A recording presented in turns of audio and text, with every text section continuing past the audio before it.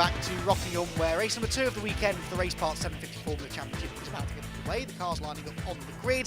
Second fastest times from qualifying deciding the order for this one. So it will be Peter Bove on pole position once more, from Bill Cowley alongside, as it was in race number 1, Andrew Kemp and Ed Pither, row 2, ahead of Mark Glover and Bob Simpson. Then it's Chris Goff and Dan Welsh, ahead of Graham Rice and Bill Rutter. Rod Hill and Thomas Driscoll are next, then Martin Kemp and Conway Dorr, James Jeffrey, Paul Morris, Andrew Lake, Sue Harris and Tony Brazier, once again rounding out the field.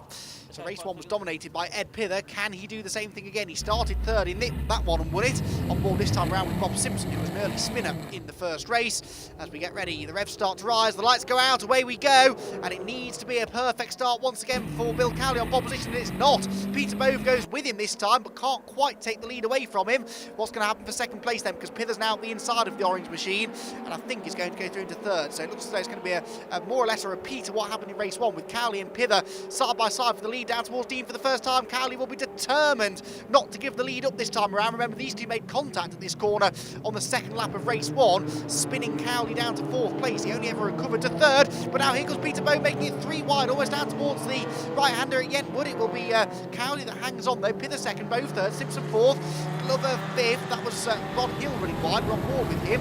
He was fending off that train of drivers, remember, in midfield through race 1. We're hoping to capture some more of that on-board footage, or some more of that action from on board, I should say, in this race.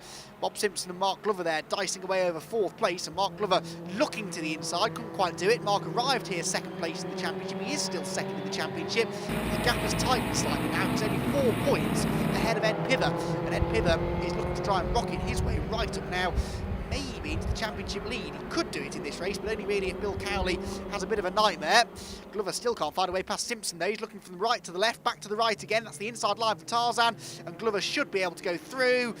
Yes, he does. So Glover gets himself ahead of Bob Simpson, but that was a long time coming. It took the whole of the first lap really to try and find a way through.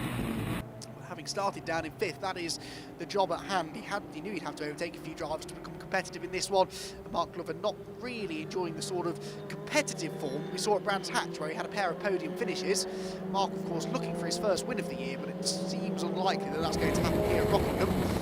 Might just have to wait until the next round of the championship before he can manage that. So the field streams through. There's Daniel Welsh, the orange car. We're ahead of Chris Goff this time. We saw on the his car got damaged, didn't it, early on in the previous race, which was a shame, but it meant that we never really quite got to see the true performance of that car. But he's got that rear wing in full working condition again now at the start of race number 2, so hopefully he should be able to work his way a bit further up the order, and indeed already has done by getting past the pink car in the background of Chris Goff. Rod Hill is catching him as well, so Chris doesn't seem to quite have the speed maybe that he's had in the past. Let's make the way down towards the halfway point around the circuit. We are at the halfway point of the season. This will be getting there anyway. We will have another 2 races at Pembrey next time out, then we travel to Cadwell Park, then Donington, and then it all finishes at Snetterton. So after this weekend we'll be nearly halfway through the season essentially. So it is starting to get to that time where you start looking at championship standings and who's doing what. And already it does look as though it's a 3 or 4 way fight developing for the championship, but Ed Pither doing everything he needs to this weekend to make sure that he is getting himself more into contention. Chris Goff was 5th in the championship coming into this round, still is by 8 points over Daniel Welsh, so it's quite important for him that he tries to find a way back ahead of Daniel if he can. He certainly latched back onto the tail of the orange number 46 car. Rod Hill closing in on the pair of them, and whilst it was Rod who was the cork in the bottle in race 1, could it become Daniel in this one, because he's looking to starting to look in his mirrors a bit more than he's looking out in front, he sense. Although it was a mistake there for Chris Goff, who ran a bit wide coming out of the Brook chicane and onto the pit straight, flashing the starting gantry. Rod Hill getting in the slipstream, starting to close back in. Ed Pither is in the lead of the race. Now, we haven't seen how that's happened, but Ed Pither has got himself ahead of Bill Cowley. So, as we saw in race 1, Pither's found a way through. Thankfully this time, appears to have done it without any sort of contact between the two of them. And Cowley will be hard pushed, I think, to keep up with Pither, the rate at which Ed's been going this weekend. Ed set the fastest lap in the previous race, 1:36.41, which was a new lap record around this layout of the Rockingham circuit, the International Super Sports Car Long Circuit, and that is scorching pace set by Ed. We don't necessarily expect the pace to be quite as hot today because the temperatures are, ironically, a little bit hotter than they were yesterday. And you think sometimes that the warmer the temperature, the grippier the circuit will be, but that's not actually the case. Really, ideally, they want temperatures in sort of the low teens at the highest and overcast skies, because the lower the ambient temperature is, the more efficiently the engines run, and the lower the track temperature is to a point, the grippier it is. Of course, when it gets really cold, then you can't put any heat into the tyres. That's not good, but today it is just that little bit warmer, which is great news for the spectators trackside, not such good news for the drivers trying to set quick lap times in their cars. There goes Bill Cowley, and he will be looking forward to Pembrey next time out, because that is a circuit that should hopefully suit that car an awful lot better than Rockingham does. Has to be said, he's sticking with Pither though a little bit better this time around than he did in race one. We'll see whether he can come back at him. Maybe if Ed comes across some traffic as we get into the second half of the race. Plenty of traffic for Rod Hill, who's still chasing down this Daniel Welsh and Chris Goff squabble that's going on in front of him. Making their way back onto the pit straight, and yet we've got a queue forming now, haven't we? Because Thomas Driscoll and Bill Rutter are closing in. Rod Hill started behind both of them on the grid, and he's really made some good progress in the opening few laps of the race. Back through turn one towards the Dean hairpin we go, and is Bill Rutter going to have a go at the inside of Thomas Driscoll here? Looks like he might. He's going for it. He's late on the brakes, and he does go through. So Bill Rutter moves up an extra position. Thomas Driscoll is in a great fight for 8th place in the championship, which I know isn't usually something to get excited about, but there are just 2 points separating Paul Morris, Thomas Driscoll and Sue Harris. And we haven't seen much of Sue in this race, but of course she and Thomas were inseparable throughout most of the previous race, which goes to show that even if you're not at the front mixing it for race wins and the outright championship, there's always someone to play with in the Raceparts 750 Formula Championship. It's not all about fighting for the outright race victories. Of course, there are 2 classes of racing within the championship as well, and Thomas Driscoll and Sue Harris are 2 of the leading contenders in Class B.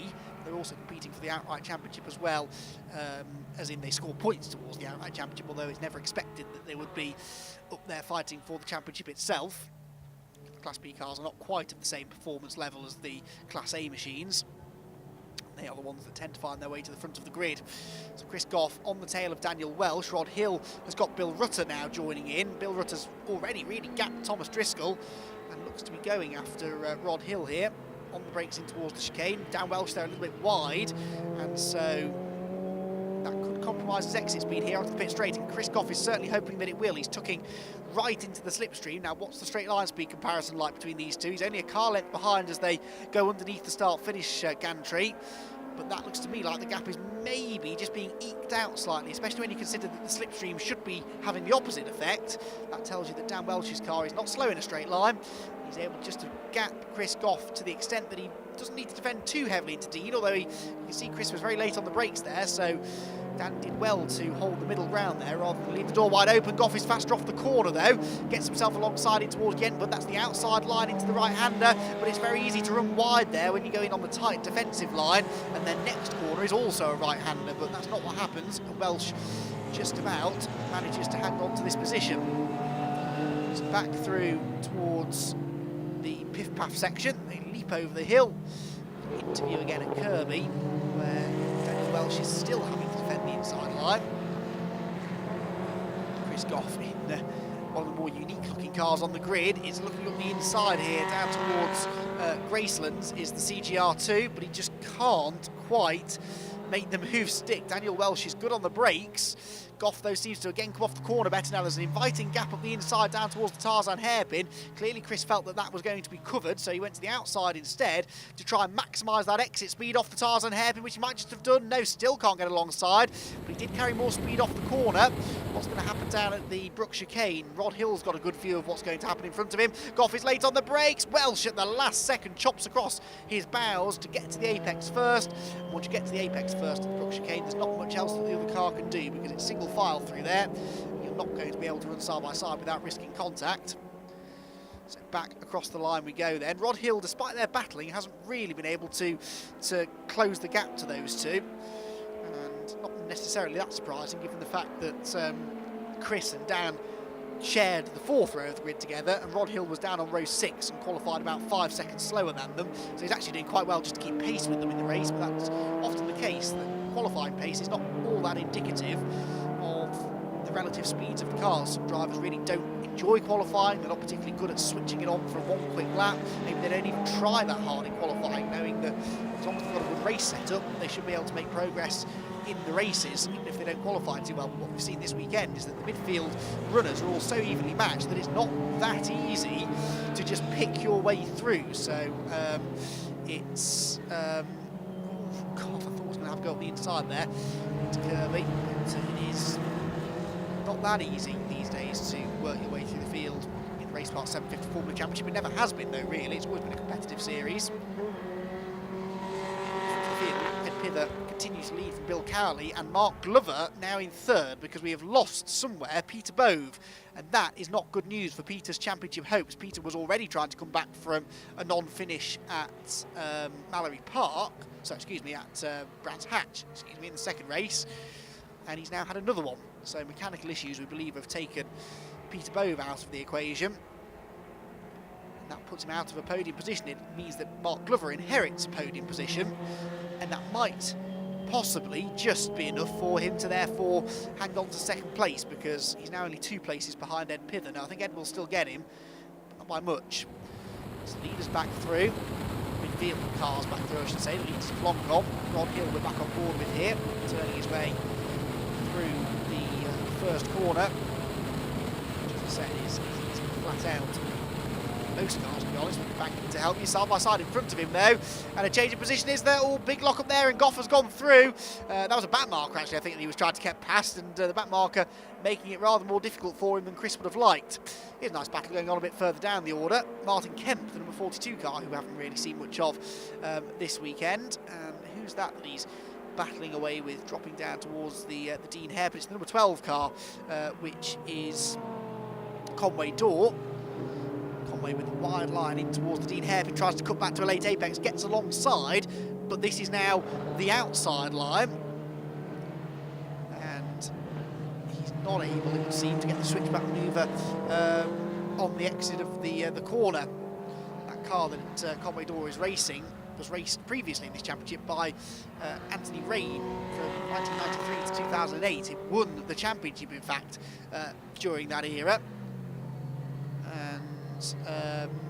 So it's a car that has championship winning pedigree, but of course things have moved on slightly since then.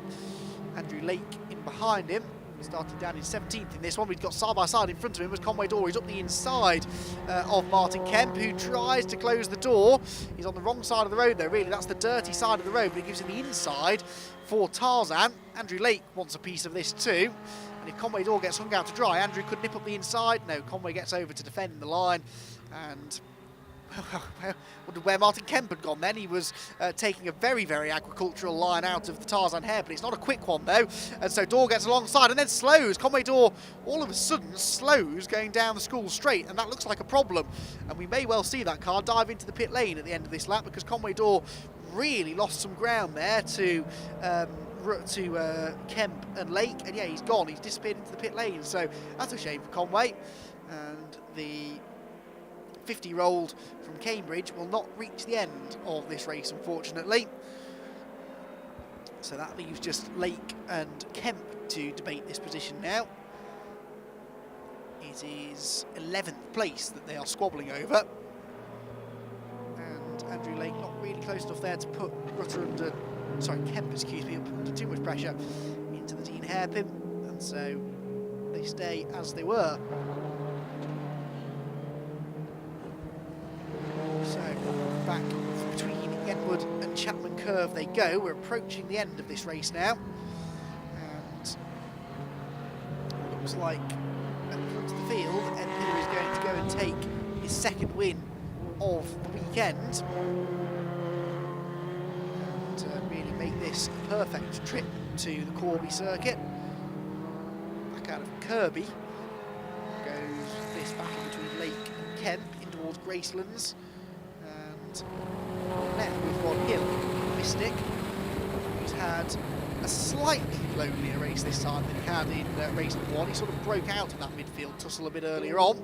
On the final lap already, though, is Ed Pither, and Ed is not quite going to take the championship lead with this performance, but he's going to get close. With Bill Cowley in second place, it should still be enough for Bill to hang on to the championship lead, but certainly by a reduced margin, and it will not be Mark Glover, who is now breathing down his neck. It will be Ed Pither. By my reckoning, there will be 10 points between them as we go to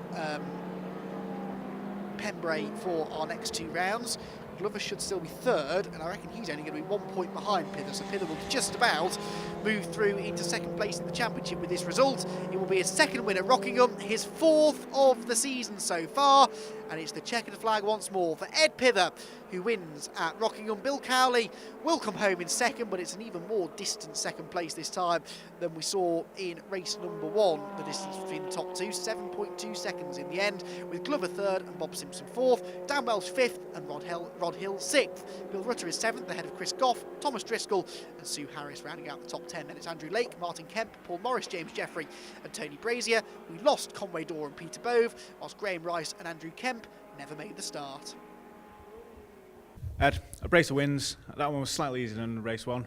Congratulations. Yeah, none of them are easy, but yes, it was a little bit less stressful, especially towards the end of the race. A bit more confident the car would get to the line today than yesterday after the problems we had in the morning in qualifying. And it's a great track, Rockingham. It's won or lost at the Dean Hairpin, though, isn't it? It is. It's an interesting corner, as we found out yesterday. There's lots of different lines through it and lots of different things you can do there. So yeah, it's, we've only been here a couple of times, and I think we're probably still exploring what can be done around there at the moment. Right, well, it's been a great weekend for you. Go and enjoy it. Well done. Thank you very much. I thought I'd just go out and give it absolutely everything and just thrash my car, thrash it and see what happens. I spin, I stick it in the wall, so be it, but at least I get 110%. I made a reasonable start. Bob Simpson made a better start and got in front of me by the first corner, but I managed to take him at Tarzan on that first lap and then just try to get my head down and try and catch Bill, but he was just too quick for me. Unfortunately, that brings an end to the racing here at Rockingham Speedway. A huge thank you to the 750 Motor Club for putting on a great performance again. Please join us next time where we catch up with the action from the home of British Motorsport, Silverstone.